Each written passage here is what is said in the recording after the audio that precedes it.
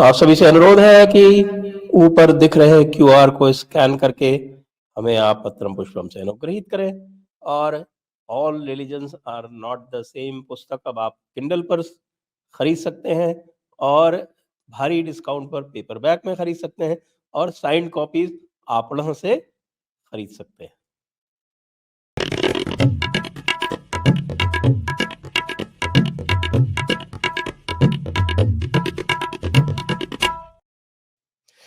नमस्ते, मैं हूं संजय दीक्षित और आप देख रहे हैं दी जयपुर डायलॉग्स। हमारे पंचमक्कारों के एक बहुत बड़े सरगना कह लें उनको, या ये कह लें कि पंचमक्कारों को बचाने में अग्रणी वकील हैं अभिषेक मनु सिंघवी।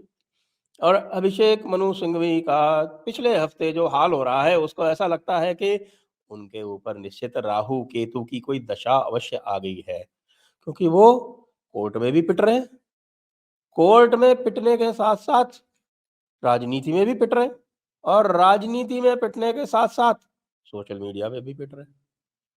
अब आप ये देखें कि भाई सोशल मीडिया की बात अगर पहले कर लें, क्योंकि जो वकीलों वाली बात है वो तो बहुत इंटरेस्टिंग है, उसको थोड़ा बाद में कर लें। तो पहले सोशल मीडिया की बात कर लें। सोशल मीडिया में उपेंद्र रावत एक भारतीय जनता पार्टी के बाराबंकी के कैंडिडेट डिक्लेयर हुए, सिटिंग एमपी थे, और वो कैंडिडेट डिक्लेयर हो गए। कैंडिडेट डिक्लेयर होने के बाद उनकी कोई वीडियो वायरल हो गई, जिसमें वो आपत्तिजनक अवस्था में किसी विदेशी युवती के साथ दिखाई दे रहे हैं, और जिसको उपेंद्र रावत जी क्लेम करते हैं। उनका ऐसा कहना है कि ये डीप फेक है, ये फेक वीडियो चल रहा है।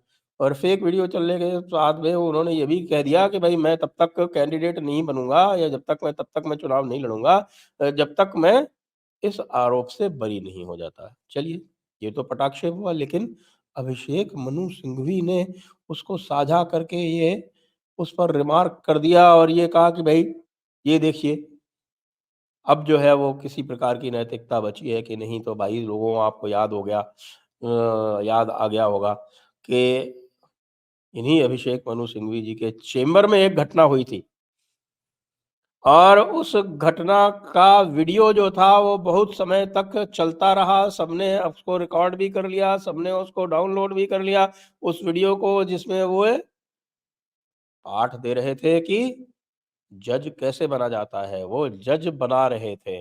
और वो जज बनाते बनाते जब वो वीडियो पूरा वायरल हो गया, जो उनके ही ड्राइवर ने रिकॉर्ड किया था, तो भाई कुछ तो उनकी हैसियत है ना, तो उन्होंने जाकर उसके ऊपर स्टे ऑर्डर ले लिया कि भाई कोई भी इसको ना चलाए। लेकिन आपको पता है सोशल मीडिया में क्या होता है, एक बार वही चीज आ जाती है तो भैया वो तो जन्म जन्मांतर तक लोगों के पास रिकॉर्ड हो जाती है। तो लोगों ने उसके फोटो खींच खींच के सारे डाल दिए कि भाई अभिषेक मनु सिंघवी, अब नैतिकता की बात तो करो। आप क्यों कर रहे हो कि भाई सूप बोले सो बोले, छलनी क्या बोले जिसमें 72 छेद। तो हमारे 72 छेद वाले श्री श्री अभिषेक मनु सिंघवी की उतर गई, क्योंकि उनको ये नहीं पता था कि उनके ऊपर राहु केतु की दशा चल रही है। अभी अभी उस दशा का प्रभाव आपने हिमाचल प्रदेश में देख लिया। अभिषेक मनु सिंघवी का क्या हाल हुआ, यानी कि फुल मेजॉरिटी होते हुए भी भाजपा की 25 सीटें हैं, इनकी 40 सीटें, साथ में 3 निर्दलीयों का समर्थन, और ये सब होते हुए भी भाईजान जो थे वो चुनाव हार गए। इसको कहते हैं राहु केतु की दशा। अब ये राहु केतु की दशा इनका पीछा नहीं छोड़ रही है। राहु केतु की दशा का आलम ये है कि भाई लगातार इनको जो है केसेस में डांट पड़ रही है। अब आपको मैंने एक उदयनिधि स्टालिन वाले केस के बारे में तो बताया ही था, उसका हमने पूरा का पूरा वीडियो भी किया है कि सुप्रीम कोर्ट ने किस प्रकार से इनको लताड़ा और कहा कि भाई ये क्या कर रहे हो तुम, ये क्या कर रहे हो। तुम्हारे जो क्लाइंट हैं उनको पता नहीं क्या क्या वो मिनिस्टर है, उनको पता नहीं क्या कि फ्री स्पीच जो है वो रीजनेबल रिस्ट्रिक्शंस के साथ आती है, वो कैसे जो है वो इस प्रकार की बात कह सकते हैं। मामला सिर्फ इतना था कि वो गए थे एफआईआर कंसोलिडेट कराने। तो भाई एफआईआर तो कंसोलिडेट हुई नहीं, डेट अगली पड़ गई, साथ में प्रवचन और सुनना पड़ गया। तो भाई ऐसे लोगों को डिफेंड करोगे तो ऐसा ही होगा। फिर कल वो ममता दीदी को लेके चले गए। ममता दीदी को लेके वैसे भी जो पश्चिम बंगाल कांग्रेस है उसमें बहुत ही एक उद्वेलन है कि ये जो हमारे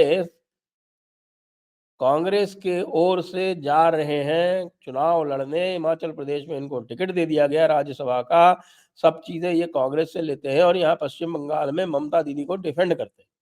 तो इसकी आपत्ति उनकी तरफ से पहले भी आई थी, फिर से आई और कल ये गए वहाँ पर मेंशन करने और आज इनको हाथों हाथ प्रसाद मिल गया। और प्रसाद मिल गया जस्टिस संजीव खन्ना जो अगले सीजेआई होने वाले हैं, उन्होंने कहा भाई देखो ऐसा है कि हम कोई रोस्टर वोस्टर जो है सीधी की तरह का उसका कोई वायलेशन नहीं करेंगे, आप तो रेगुलर मैनर में लिस्टिंग कराइए। मसला क्या था? मसला ये था कि वो जो शाहजहां शेख जिसके ऊपर अनेक महिलाओं के बलात्कार का आरोप है, जिसके ऊपर ईडी के ऊपर एक प्रकार से हत्या के प्रयास का आरोप है, उसके अतिरिक्त उसके पास उसके ऊपर 42 केस और चल रहे हैं। ऐसे होनहार गुंडे को बचाने के लिए ऐसे होनहार गुंडे को बचाने के लिए कि वो पश्चिम बंगाल पुलिस की वीआईपी कस्टडी में ही रहे, ऐसा कार्य करने के लिए पश्चिम बंगाल पुलिस पहुंच गई सीधे के सीधे स्टेट के माध्यम से, यानी पश्चिम बंगाल स्टेट के माध्यम से पहुंच गई सुप्रीम कोर्ट और सुप्रीम कोर्ट में तुरंत लिस्टिंग की मांग। अब आजकल क्या है, गृह दशा जब खराब होती है ना तो फिर यही होता है। वहां भी कह दिया गया कि नहीं, कोई अर्ली लिस्टिंग नहीं, रेगुलर वे में लिस्टिंग कराओ, जाओ चीफ जस्टिस साहब के पास जाओ और चीफ जस्टिस साहब के पास जाके और उनसे प्रार्थना करो। कल जब मेंशन करने गए थे तो कह दिया था रजिस्ट्रार जनरल के पास जाओ। आज जब मेंशन मेंशनिंग होके और जब आ गई वहां पे मेंशनिंग के लिए तो ये कह दिया कि जाओ उधर जाओ, चीफ जस्टिस साहब के पास जाओ। चीफ जस्टिस साहब वैसे ही भाव नहीं दे रहे हैं, आपको पता है आजकल जो है वो अभिषेक अभिषेक मनु सिंघवी के बड़े बुरे हाल हो रहे हैं। कितनी सारी पिटिशंस वो हार चुके हैं और बड़े बड़े नेताओं की उनको मिलती है, उनको कोई फर्क पड़ता नहीं। करोड़ों की फीस मिलती है हर केस में, क्योंकि स्टेट के पास स्टेट के बिहाफ पे जाते हैं या बड़े राजनेता के बिहाफ पे जाते हैं तो कई पैसे की तो किसी के पास कमी होती नहीं। हेमंत सोरेन का केस कौन हारा? अभिषेक मनु सिंघवी। हमारे शिवसेना वाले उद्धव ठाकरे का केस कौन हारा? अभिषेक मनु सिंघवी। और बड़े नेताओं का नाम बताएं। तो भाई हमारे शरद पवार साहब का केस कौन हारा? अभिषेक मनु सिंघवी। प्रश्न ये है कि इतने सारे केस हारने के बाद बड़े बड़े सारे केस जो है वो हारते हैं, तो इस हारने के चक्कर में लोग इनके पास आखिरकार जा क्यों रहे? राम मंदिर का केस उन्होंने हारा, 370 का केस उन्होंने हारा, जितने भी बड़े बड़े केस, बड़े से बड़े जो हैं, सबसे बड़े दो केस तो यही हुए ना। ये कपिल सिब्बल ने हारे। कपिल सिब्बल आजकल जिस केस में भी खड़े हो जाते हैं उसमें लगभग लोगों को ये लगने लगता है कि साहब कि ये फिर से लगता है हार जाएंगे, क्योंकि वो जो है वो वकील तो कम है, वो तो ऐसा लगता है जैसे कोई हेडमास्टर खड़ा हो गया हो और हेडमास्टर के रूप में वो प्रवचन देने का प्रयास करते हैं और एक प्रकार से सुप्रीम कोर्ट के जजों को धमकाने का प्रयास करते हैं। और ये धमकाने का प्रयास आजकल अब सुप्रीम कोर्ट के जजेस में चल नहीं रहा, उनमें बड़ा दम आ गया है आजकल। वो भी जो है वो थोड़ा बहुत हम कहें कि राष्ट्रवाद से संभवतः प्रेरित हो गए हैं और वो होना भी चाहिए। अंततः यह राष्ट्र तो सभी को प्रिय है।